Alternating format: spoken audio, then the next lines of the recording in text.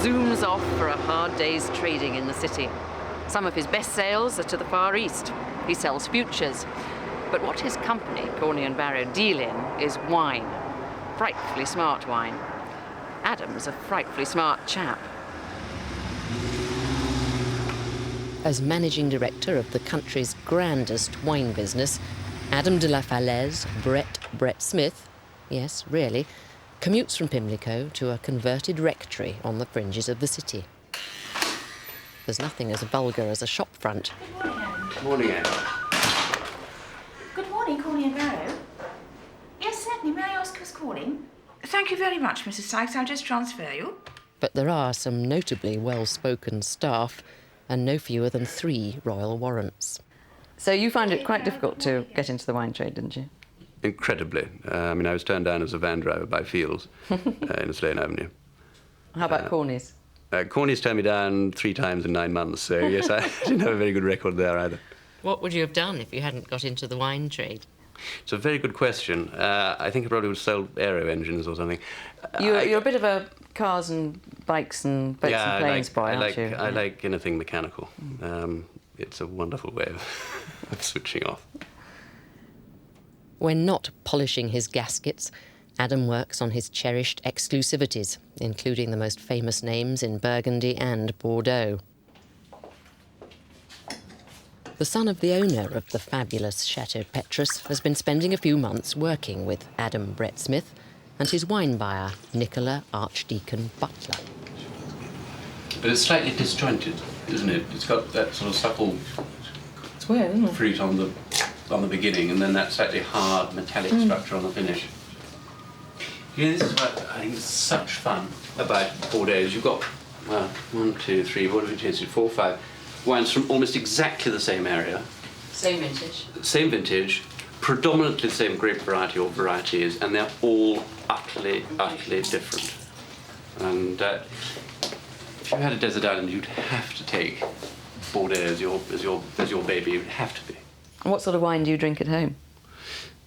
Price-wise or quality-wise? I guess between sort of £5, £6, £7 a bottle. Really? As every day.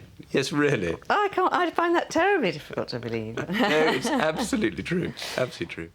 What intrigues me about Corney and Barrow is that you're all terribly, terribly pucker, and you do have to have a double-barrel surname to work here, really. No, you do have to have as good a tailor as you, almost.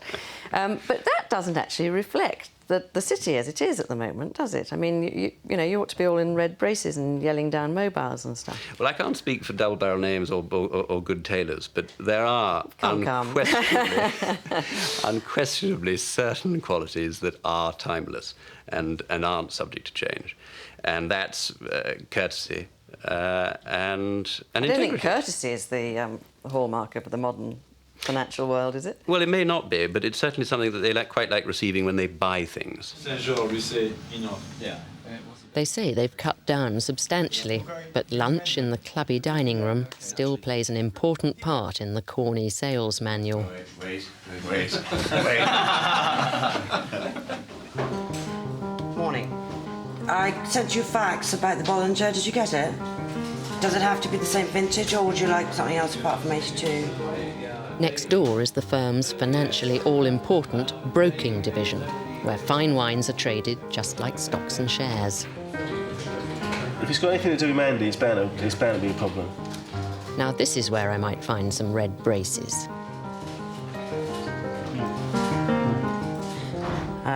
Petrus Magnums only, not bottles. 5,650. It's cheap. Much of the wine sold by Corney's brokers is stored here, in a bonded warehouse in deepest Essex.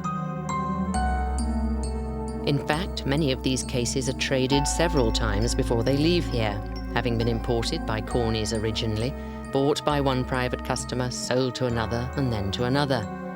Corneys have created their very own little market of very grand stuff.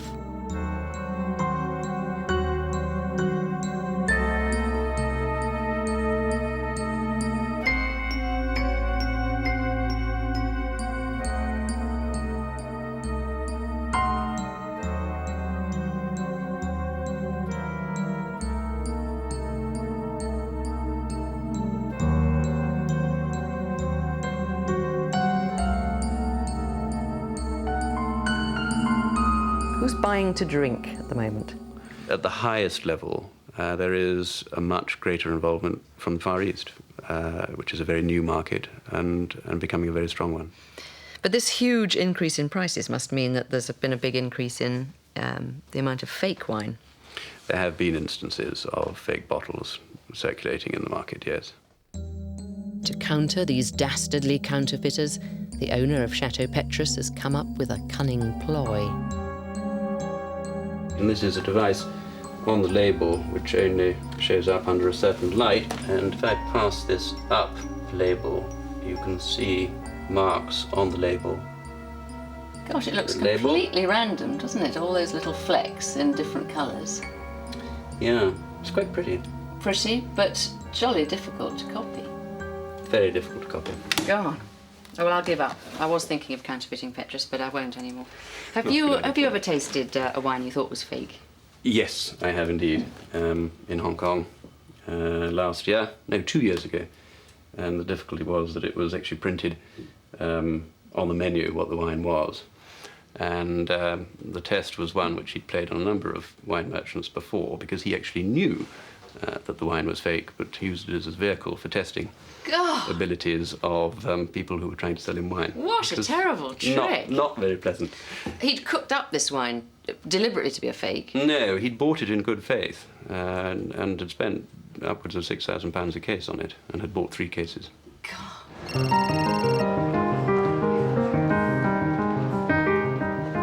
In the city, Corney and Barrow are also well known for their wine bars, heady with testosterone. That's specifically aimed at the younger Turk in the city, the new boys. Get a big skid mark on his shoulders.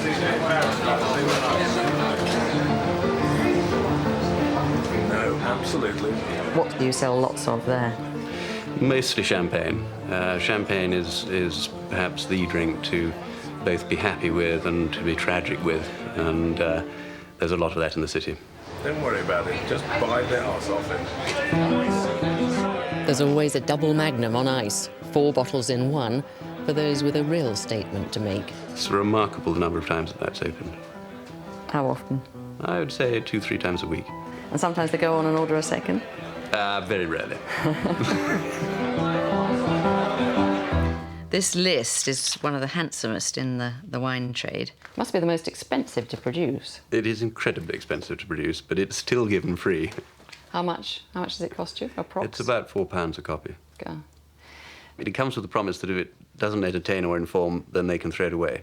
And we haven't lost one yet. How do you know? There may be waste No, they paper tell bins us. littered We with know your our lists. customers intimately.